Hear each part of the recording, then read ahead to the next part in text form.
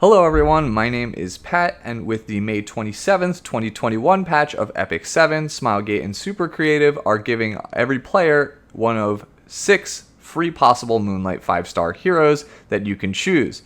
Now I'm sure you've probably already done a bunch of research and watched a bunch of other content creators to try to formulate an opinion on what you should take. Obviously, if you weren't, trying to decide still what you'd be looking for or what you should take, you probably wouldn't have stumbled across this video.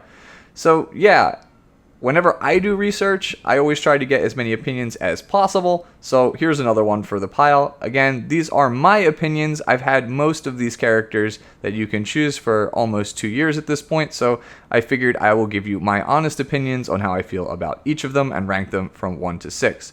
Again, these are my opinions, so take that with a grain of salt. So let's just jump right into the list. Alright, so I know I'll sound like a broken record and pretty much every other content creator out there, but unless you have a very good reason, it's hard not to recommend Arbiter Vildrid as the #1 pick for your Moonlight Connection hero.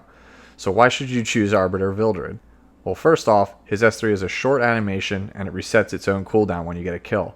This makes him pretty much the best PvE farmer in the entire game. If you're a new player that needs to 6-star a lot of heroes, no one does it faster than Arbiter Vildrid. Additionally, his S2 passive revives him upon death with 100% CR. He basically revives when he dies and immediately it is his turn. That's kind of insane when you think about it. This passive means that you can prioritize only offensive damage stats and speed because your Arbiter is almost guaranteed to get at least 1 turn. That is something that few DPS in Epic 7 can actually claim. Next up, S1 is one of the few S1s in the game that can hit more than 1 unit, and unlike those other ones, this is attached to a hero with good base stats and great multipliers. His S1 also CR pushes back 2 enemies, making him have some degree of control. Couple this with the fact that the S3 also blinds all enemies, and you realize that your Glass Cannon high DPS amazing farming hero that's guaranteed to get a turn also doubles as a control unit. Piggybacking off of the S1 being so good, this makes him a great candidate for counter set, so when he counters, he will hit at least 2 targets instead of the usual 1. And truth be told, Arbiter Vildrid is just dumb flexible. No matter what the devs throw at this guy, he is somehow still relevant and a top tier pick. His buffs from a long time ago were just too much, and even though they walked them back, plus introduced a ton of hard counters, he's still here. That means that this pick is going to maintain value for your account for a long time. When it comes to cons for, reasons why you wouldn't want to pick Arbiter Vildrid, the only really glaringly obvious one that I can think, or at least most people will think of, is you already own him. Even though you can have 2 Arbiter Vildrids, you can select them even if you already have one. So you could have one on speed set and one on counter set. I would still caution you to take a character you don't already have. You never know when the devs will buff or rework a character, so it's better to have an option that you don't already have than one you already do. If I had to come up with one other con, it's that he isn't Ruel of Light. Yes, that's right, Ruel of Light is tied with Arbiter Vildrid for my #1 overall pick. I know that's going to shock some people, but honestly, I think Ruel is actually just that insane. So why should you choose Ruel of Light? Why should you consider her alongside Arbiter Vildrid? At least, why would you compare them in terms of power level? Well, since the beginning of the game, Ruel of Light is the only hero in Epic 7 to receive no changes and still be meta relevant. Her kit has stood the test of time and has proven that she holds up. This is a character who you know will bring your account serious value. Honestly, no character really does what Ruel of Light does. Yes, there are other revivers like Shooting Star Akades or Maid Chloe, but those characters revive with low health and they have ways to get around the revive, barring the obvious extinction. With Ruel, you are getting a powerful single target healer, powerful single target cleanses, and a full revive. No strings attached. I feel this is one of the reasons why she has stood the test of time for this game. She is arguably the most useful Soul Weaver in most game modes. She's excellent in Adventure, Labyrinth, Regular Arena, Guild War, World Arena, and finally Abyss. In all of those game modes, she is either unquestionably the best option or at least in the conversation. She's also really cute and dummy thick. Jokes aside, seriously, she has the highest base defense in the entire game. If your opponent wants to kill something, they have to go through Ruel first, or it's most likely not going to happen. She is the true gear check hero in all of Epic 7. She has no tricks, everyone knows exactly what she does, but she's still damn powerful. If your opponent doesn't have gear, if their gear's not better than yours, you're probably going to win if Ruel of Light's on your team. If you are a new player, Ruel will do more for you than any other hero in this game, and I truly believe that. Using my own Epic 7 career as an example, there was a time before I had Ruel of Light and a time after I had Ruel of Light. As soon as I got Ruel, a lot of things that I found hard in PvE suddenly became significantly easier. So, why shouldn't you choose Ruel of Light? Well, the most obvious one is you don't own Arbiter Vildrid. I feel like a lot of players should be considering these two before all others. They are completely game-changing and change the entire landscape of what you are able to do in Epic 7. And honestly, that's it. Like, I really don't think that there's any character in the game that adds more to your account than Ruel of Light. Arbiter Vildrid is really the only other hero I feel like that's in that conversation. If you want another con, I guess that she's kind of boring to play for a lot of players. I know that several popular content creators really dislike her and consider her cowardly if you play her. You should honestly, in my opinion, disregard those kinds of opinions and just acquire a rating. There's a reason why you see people picking her in the World Championship. At the end of the day, winning is winning, and that's what Ruel does for you. My third choice is Spectre Tenebria. Most people will tell you she's probably number 1 or number 2 for their choice. As someone who has had Arbiter, Vildrid, Ruel of Light, and Spectre for almost 2 years now, I definitely think she is the third best option of those three. But there's no denying that she is damn powerful and on a very similar power level. So why should you choose Spectre Tenebria? Well, first off, her passive, Nightmare Illusion, grants her a permanent stealth buff, which means that the only realistic way to deal damage to her is through AoE unless you kill her whole team. This means that Spectre as a last pick in something like World Arena can be absolutely devastating and win you quite a number of games. Similarly to Arbiter Vildrid, she has an S1 that hits multiple heroes with a very good multiplier, which means she can really rack up the damage quickly. When you factor in the S2 passive damage boost and Battle Frenzy in World Arena, she can one-shot even the tankiest of heroes if she's built properly in a long, drawn-out game. She also makes a pretty good case for why Tehagel's Ancient Book should probably get a nerf. The upfront burst damage she gets from starting the game with a Soul Burn is borderline broken and invalidates certain character choices that your opponent may have drafted. She also has a powerful single target S3 stun with a potential for absurd damage thanks to the fact that it gets bonus damage on each debuff on the target. It can also possibly CR push back an enemy team if it secures a kill. She is arguably the best DPS in the game for most of the recent Abyss stages as well. So if you're really struggling on Abyss and looking for a powerful DPS, she is an absolute monster there due to her raw damage and the poison stacking mechanic that her S1 provides. On the same note, I feel confident in saying she's probably the best damage dealer in the game for Hall of Trials as well. She has been vital for me and a number of my guildmates for securing the higher end Dagger Sakar quests in Hall of Trials. So why should you not choose Spectre Tenebria? So at the end of the day, she's just a damage dealer. And I know saying that is going to sound crazy, but, you know, Arbiter is nearly guaranteed a turn and doesn't really need any bulk stats to perform well. Well, Tenebria doesn't have that luxury, and you kind of need to build some amount of bulk on her so she doesn't die to characters like Landy before she can even perform. Ruel, again, is the only unit that really does what she does and is useful in nearly every game mode at every point in the game, whether you're a new player or an advanced player. So missing Spectre is kind of like missing other similarly powerful Moonlight 5-star damage dealers. They're very powerful, and a lot of them are, you know, top tier, but it's not like you don't have other damage dealers waiting in the wings that you couldn't also play. They might not be as good as Spectre, but I'm sure a lot of them are at least close, and it's pretty much for those reasons why I think she is the third best choice overall. So, starting from here onwards, the power level of the characters we're going to be talking about, I feel like is significantly lower than the three that we started with. So, if you're going to choose one of these three, you better make sure that you have the first three heroes, or this is a character that you really, really, really want. Your heart is just dead set on it, and you won't regret it later. So now we'll jump into talking about martial artist Ken, who is my fourth pick. Ken is not quite the meme lord I feel the community makes him out to be. He used to be the best character in Epic 7, but due to his general age, I feel like a lot of people are used to his gimmicks. There's also the fact that there are hard counters now, like Little Queen Charlotte, and a number of characters that counter his core mechanic of countering, because they introduced a ton of skills that cannot be countered. So yeah, he has fallen on some hard times, but he is by no means useless. So why should you pick ML Ken? So Ken is a damn powerful pocket pick versus a lot of teams in World Arena, specifically AoE and control comps. Obviously excluding heroes like Landy. His counter plus the possibility to be built with high effect res means he can basically solo entire team compositions like that. Choosing him last versus a team full of AoE heroes that could trigger his counter puts them in a very, very strange position when you think about it. Do they ban the Ken, or do they let him through?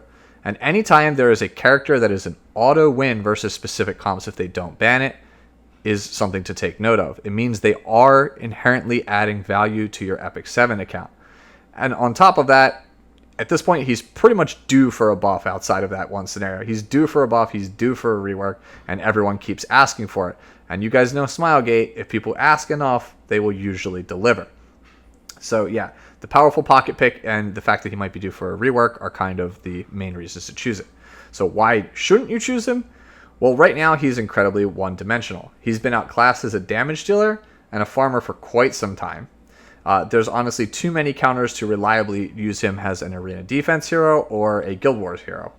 And his only real role, like I said, is that niche pocket pick in RTA versus those control and AoE comps. They pretty much just have to force ban him there. And if you don't really need him for that specific niche, there's really not much of a reason to use him. But that said, he is at least viable in high-end arena, which, counts for something. So I feel like Ken barely squeaks out over Dark Corvus, who ends up in my fifth pick slot. So why choose Dark Corvus? So Dark Corvus's main selling point is what my friends and I call the Dark Corvus and Friends composition for both arena offense and Guild War offense. So the idea of this comp, if you don't know, is to funnel all the damage into Dark Corvus to stack up his S3, Devil's Descent, while supporting him with healers so that he doesn't die. Once the skill is ready, you just soul burn the S3 and watch as you do hilariously high amounts of damage to the character and pretty much guarantee a one-hit kill. This gameplay is kind of slow and boring, I feel like, for most people, but it is a tried and true strategy to slowly dismantle and pick apart almost every single defense team in the entire game. So that's going to translate to some guaranteed wins, which means more Mystic Metals and more Skystones in your pocket, which is, obviously nice to have. With the effectiveness changes that they added to World Arena in Season 3, the other main selling point of Dark Corvus is not quite as good anymore, which is why he's here at number 5 as opposed to number 4. So the idea is that if your opponent has picked a low damage team, or like a control team, you can choose Dark Corvus as your last pick against them. Because they lack the ability to burst kill Dark Corvus, the game will basically always go long enough for him to get off his S3, which will, in turn heal him and reset the cycle. If the game goes long enough, which it most likely will because they're a low damage team, Dark Corvus basically guarantees you a free win in the same way that we have talked about with martial artist Ken. If we ever see the effectiveness changes reverted in a later season, Dark Corvus becomes a prime 5th pick in high-end RTA and somebody that will add a lot of value to your account when that time comes. So why shouldn't you choose Dark Corvus? Well, like I was saying before, the gameplay he brings certainly isn't for everyone. He's pretty much like a bruiser/tank player's kind of character. Somebody who likes to play these grindy 5+ minute games, he's perfect for it. If you are like a cleave player or you are trying to just get your arena and Guild War fights done as fast as possible, this is not the guy for you, that's for sure. And the only other real reason not to choose him is you don't own any of the previous heroes that we talked about. And finally, we come to Judge Kisei. I know what you're all thinking, say it ain't so. So when I first heard about Epic 7, I fell in love with this character. I vowed I would do whatever it took to get this character, and it took me about a year after I first started playing, but I finally got her. And as you can probably tell by the +15 and the fact that she's not wearing any gear, this story does not end well. So I was so happy when I finally got this character. You know, she had just received the buff to her soul burn. So the first thing I did when I got her, plus 15 to her, 6-starred her, threw all my best gear on her, put all my speed gear on auxiliary lots, and went to town with the Queen of Cleavage. And it felt amazing. So why do I have her dead last on this list? So once you guys get over that initial high of cleaving through the enemy team, after about a week, you realize that the character you just chose is that, a cleaver, nothing more. And what's worse, as you start to approach the legend rank in regular, arena, or once you start approaching, I'd say maybe challenger rank in RTA, you realize that she just doesn't really work against the higher end players in the game. And as time has gone on, things haven't really gotten better for her or her choice of playstyle either. Other cleavers of similar power level have been released, along with a bunch of silver bullet heroes such as like Politis, to basically hinder the main playstyle that she's good at. Judge Kisei's biggest problem, in my opinion, stems not only from her kit, but from her overall pretty balanced stat pool, which, normally balanced stats seem pretty good, but Epic 7 is a game where you want characters that have powerful niches or just generically good overall, and I don't really feel like Judge Kisei is either of those. So, with her balanced stat pool, your only real build paths look like one of 4 things. Number 1, you build a balanced stat pool to deal damage, but you're not fast enough to go first, and because she has no innate survivability, she dies. So then you go back to the drawing board, make her tanky to try to take at least 1 turn, and then you realize she has no damage, so she doesn't do anything. So then you're like, all right, well, I have to then try to make her blazing fast so that she can go first, and then all you realize is that she just resets cooldowns, doesn't do any damage, and then she just dies again. So the only real viable way to play her is the way you see everybody use her, which is you make her super slow with all the damage, and then at that point she's relying on another hero for buffs, for protection, for CR pushes, for souls to use her actual soul burn, which is where most of her cleave damage comes from. And at that point you have to ask yourself, like, isn't any AoE damage dealer good in that situation? Like, isn't Bloodblade Karin good in that situation? So yes, I know Judge Kisei is better than those characters, but there are very, comparable or like slightly worse options at significantly easier to obtain rarities. You only get 1 Moonlight 5-star. These things are really rare. Do you really want to burn it on a cleaver that has comparable choices at lower rarities? So yeah, that's pretty much the PvP side of things. When you take a look at PvE, you realize that the only thing she really provides your team is the defense break on the S1, and she's honestly at that point just a glorified, adventurer farmer, which is not what you really want out of your ML5 if that's all they do. Honestly, Arbiter Vildrid is a better farmer, and he's honestly even a better cleaver than her. So yeah, Judge Kisei's over-reliance on other heroes to be functional is honestly the worst part about her. As I was saying before, any skilled players, can see you drafting her in RTA from a mile away, and you'll just never get the cleave off. And arena defenses are just way too good at defending against her now in the higher ranks. So why choose Kisei?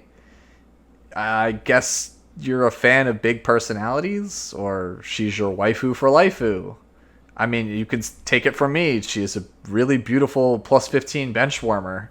And that's pretty much the nicest thing I can say about her. Like, I know my review is scathing, but this character's not good. This character's in desperate need of buffs. This character is in desperate need of a rework.